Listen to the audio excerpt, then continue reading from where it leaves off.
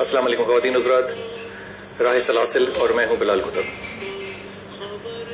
ایک بہت مشہور صحابی ہیں صوبان کے نام سے، رسول پاک صلی اللہ علیہ وسلم کے پاس بیٹھے تھے اور زمانہ آخر کا تذکرہ تھا۔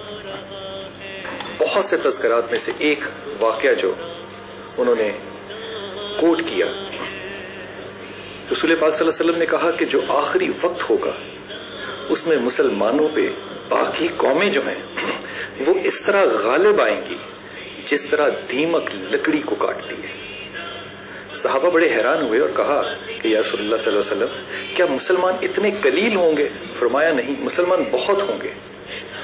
لوگ حیران ہو گئے کہ یا رسول اللہ اگر مسلمان بہت ہوں گے تو باقی قومیں ان کو دیمک کی طرح کیسے کھا جائیں گی؟ فرمایا ان میں دو خصوصیات پیدا ہو چکی ہوں گی، ایک وہ دنیا سے محبت کرنے لگ جائیں گے اور دوسرا وہ موت کے خوف سے ڈریں گے۔ خواتین حضرات، میں نے جب یہ حدیث پڑھی تو یقین کریں میرے ذہن میں جو سب سے پہلے خیال آیا وہ اپنے علماء کا آیا۔ رسول پاک صلی اللہ علیہ وسلم نے فرمایا کہ آخری وقت میں جو جاہل علماء ہوں گے وہ سرپرست بن جائیں گے۔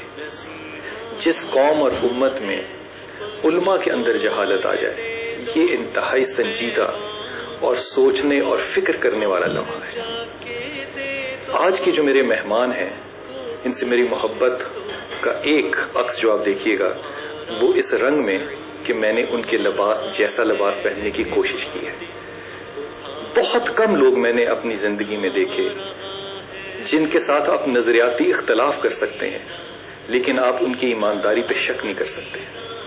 میں انتہائی ادب کے ساتھ آپ کا ان کا تعارف کراتا ہوں کہ تعارف کے محتاج ہے نہیں، سید زید حامد صاحب۔ السلام علیکم۔ وعلیکم السلام بلال، خوش رہیے۔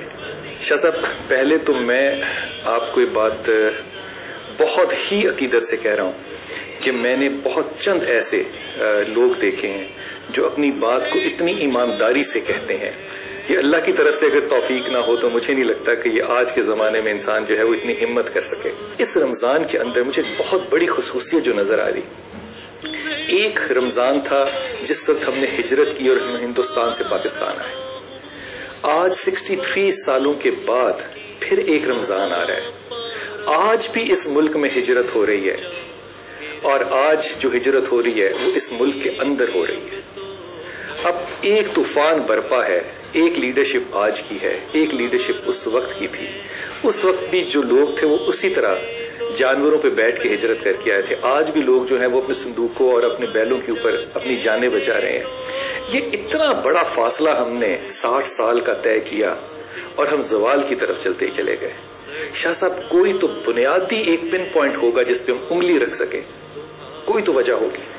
دیکھیے بلال، جس طرح آپ نے حضور صلی اللہ علیہ وسلم کی حدیث مبارک شروع میں بیان فرمائی، میرے آقا صلی اللہ علیہ وسلم کی ایک حدیث مبارکہ اور بھی ہے جس کا مفہوم یہ ہے، جس میں آپ نے آخری زمانے کے علماء کے بارے میں بتایا کہ وہ اس دور میں اللہ کے آسمان کے نیچے بدترین مخلوق ہوں گے، فتنے ان میں سے اٹھیں گے، انہی میں داخل ہو جائیں گے۔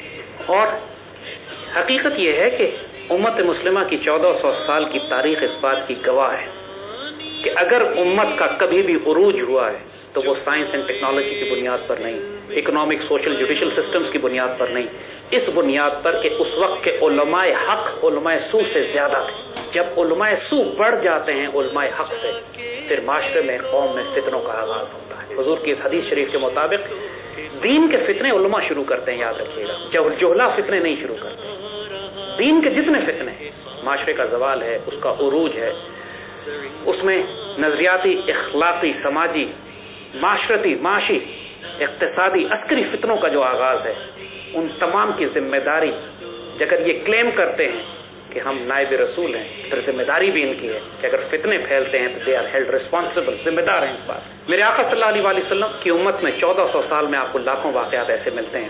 امام ابو حنیفہ رحمۃ اللہ علیہ بارش میں چلتے ہوئے جا رہے تھے تو ایک جگہ کیچڑ میں پھسل کے گرنے لگے، کچھ بچے بھی کیچڑ سے کھیل رہے تھے۔ امام نے ان بچوں کو مخاطب کر کے کہا کہ بچوں دھیان سے پھسلنا نہیں۔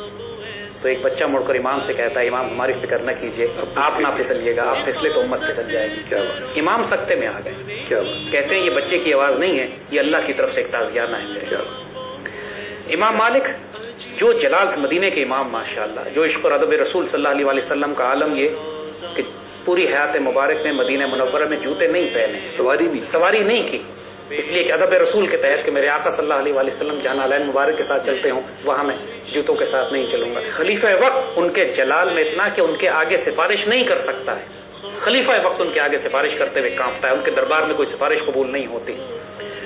امام مالک کا حال یہ ہے کہ گھر میں 3 دن کا فاقہ ہے، چھوٹی سی بچی روتی ہوئی آنکھوں سے باپ کو دیکھتی ہے کہ باپ کچھ کھانے کو مل جائے، اور امام ان بچوں کو بھوکا چھوڑ کے مسجد نبوی میں آ کے موطا امام مالک کا درس دیتے ہیں۔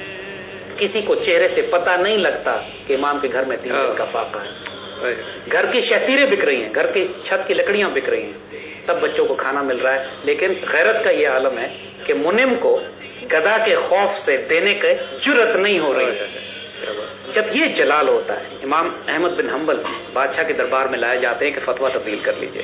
اس وقت یقین کیجئے پوری امت مسلمہ میں امام احمد بن حنبل آخری امام کھڑے رہ گئے تھے۔ تاریخی کتابوں میں ہے کہ ان کے ساتھ 2-3 اور تھے اور ایک ایک کر کے وہ بھی کمپرومائز کر گئے، اور پورے اس وقت سلطنت کے علماء نے بادشاہ کے حق میں، خلیفہ کے حق میں فتویٰ دے دیا تھا، خلق قرآن کا جو فتنہ اٹھا تھا اس پہ۔